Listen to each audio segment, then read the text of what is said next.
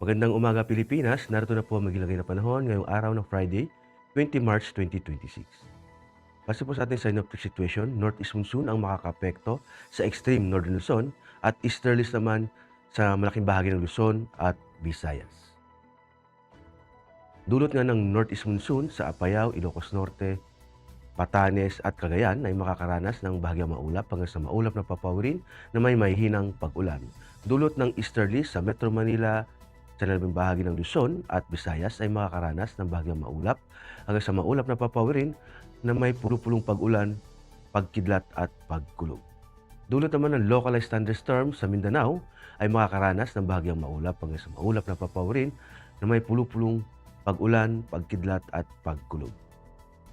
At para naman sa flight level wind chart, makikita natin sa 925 hectopascal, ang lakas ng hangin ay aabot ng hanggang 36 to 54 kilometers per hour.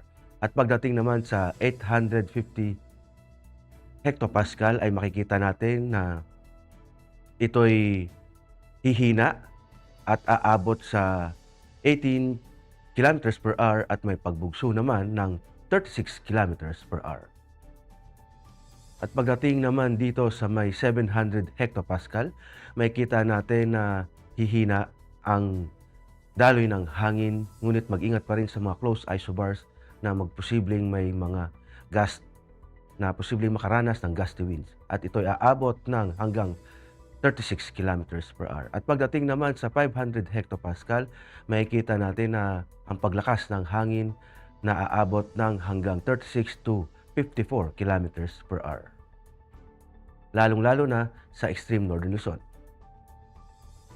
At para naman sa impact of flight operation, dulot nga ng northeast monsoon sa Batanes, Ilocos Norte, Apayao at Cagayan, ang main hazard ay yung cool and dry northeasterly flow na magdudulot ng malalakas na hangin at mahinang pag-ulan. Ang impact nito sa rotary ay malakas na crosswind, wind gust na mag-restrict sa take-off and landing operations. Sa fixed wing naman, crosswind and moderate turbulence.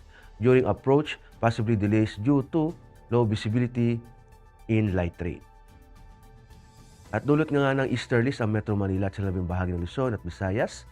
Ang main hazard ay warm and humid air from the Pacific na mag-enhance ng convective activities.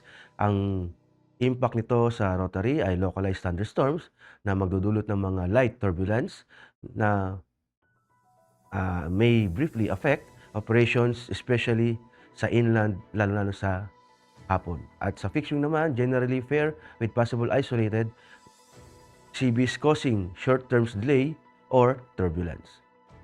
Dulot nga ng localized thunderstorms sa Mindanao ay ang main hazard nito ay afternoon convective development producing fronts and heavy rain. Ang impact nito sa rotary, sudden downburst, gusty winds and reduced visibility at i-avoid ang mga CBs. Sa fixed wing naman, severe turbulence and wind shear during approach or departure, temporary delays or diversion is possible. Para naman sa astronomical information, ang araw ay sisikat ng 0601 at lulubog din naman mamayang 1807. Sa ating moon illumination, meron tayong 3%.